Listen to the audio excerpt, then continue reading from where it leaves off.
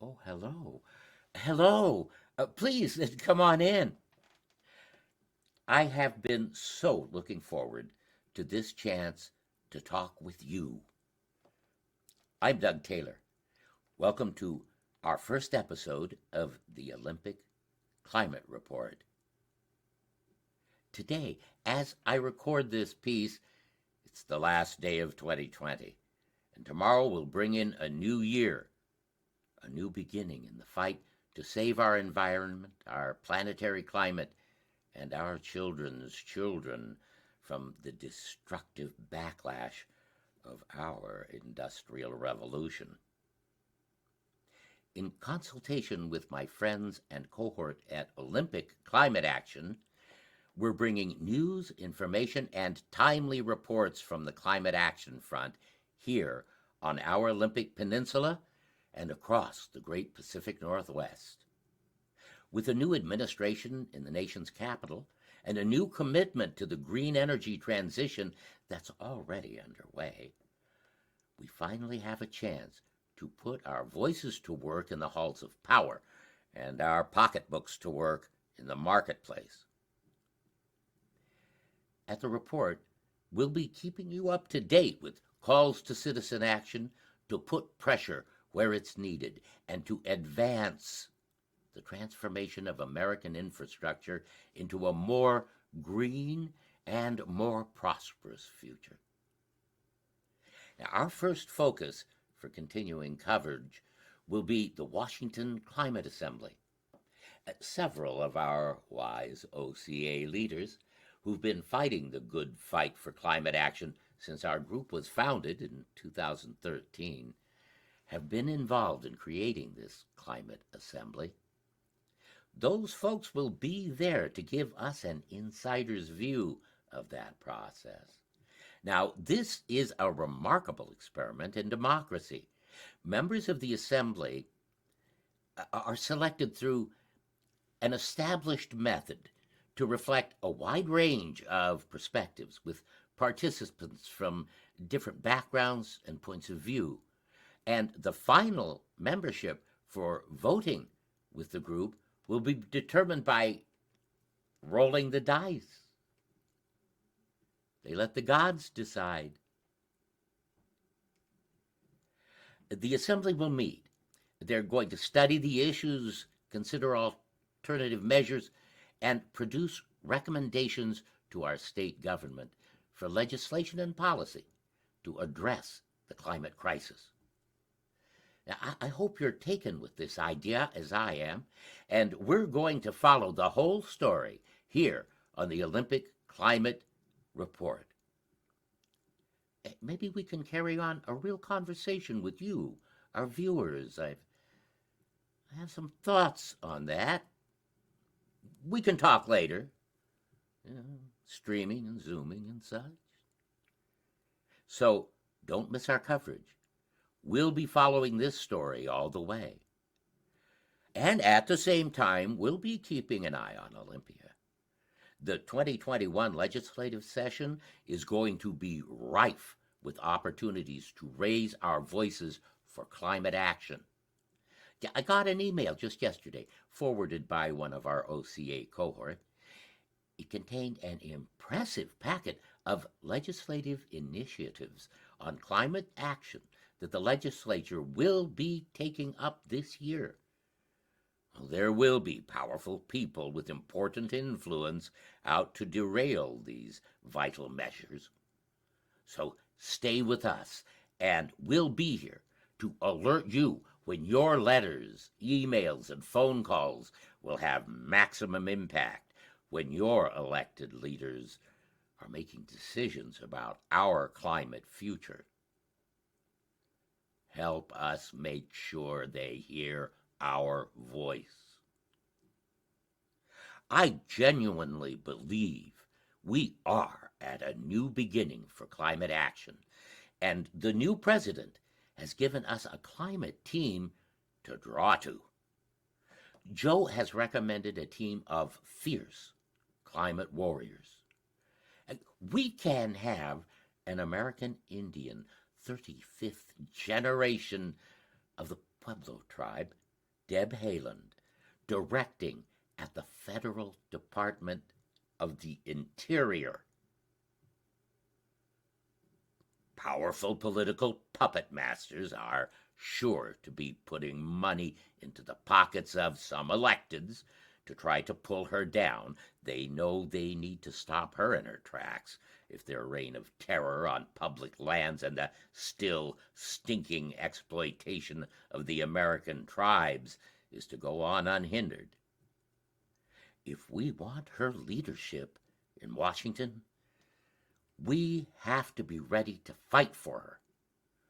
When this matter is ripe, when her confirmation hearings come up, we have to make sure those phone calls to the Senate offices, we have to jam their email and postal inboxes and make sure they know we stand with Deb, our nation's natural wonders, and a clean and carbon-free future. Now, this is not the extent of our programming. Dry facts, statistics, action calls, political action can only go so far. For myself, and since you're still with me here, I'm betting for you as well, there's a deep and emotionally troubling aspect to the climate crisis. When we look into the eyes of our grandchildren, and in my case, great-grandchildren, we're finding a sadness way down in our souls that was not there before.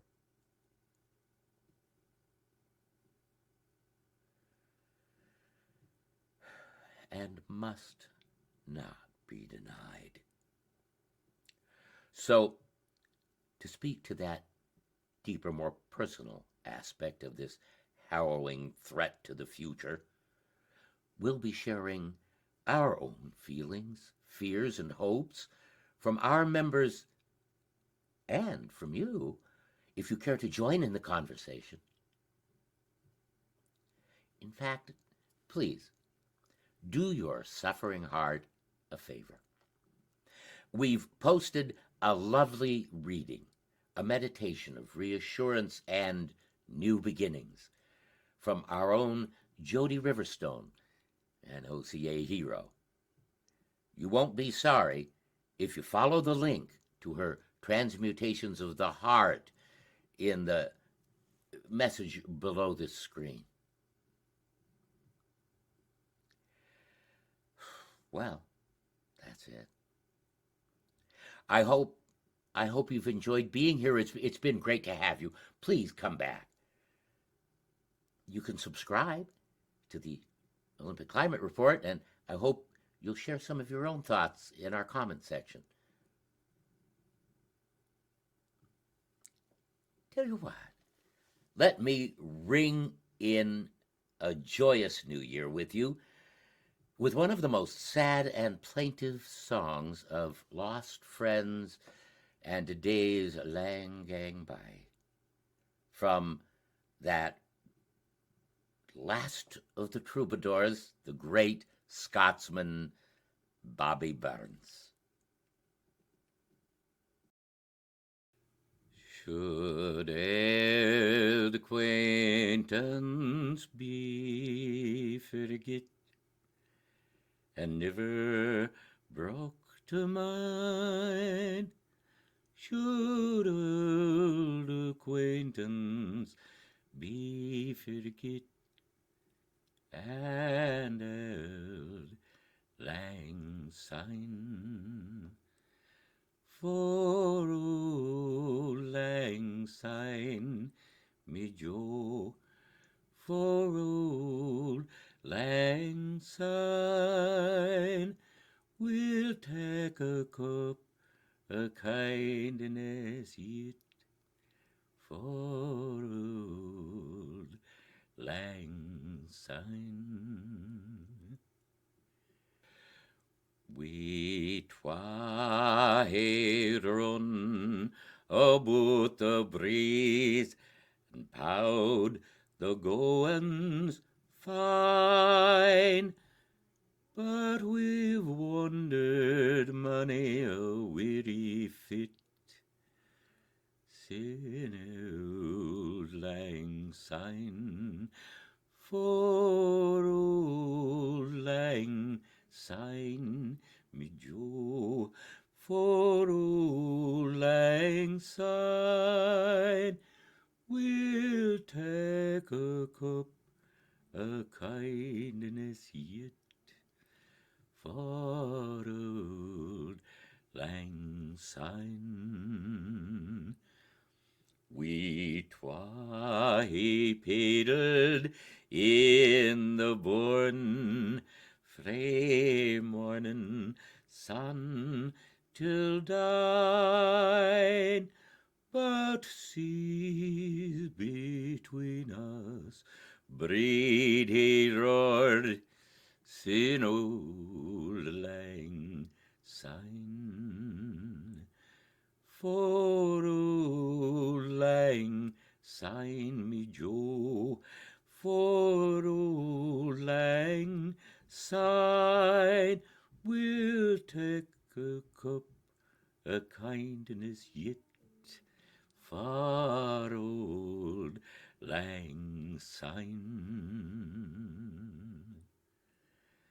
So there's a hand, me trusty fear, gie us a hand of thine, and we'll take a right good willie wote for Auld Lang Syne, for Auld Lang Syne, me Jo, for Auld Lang Syne,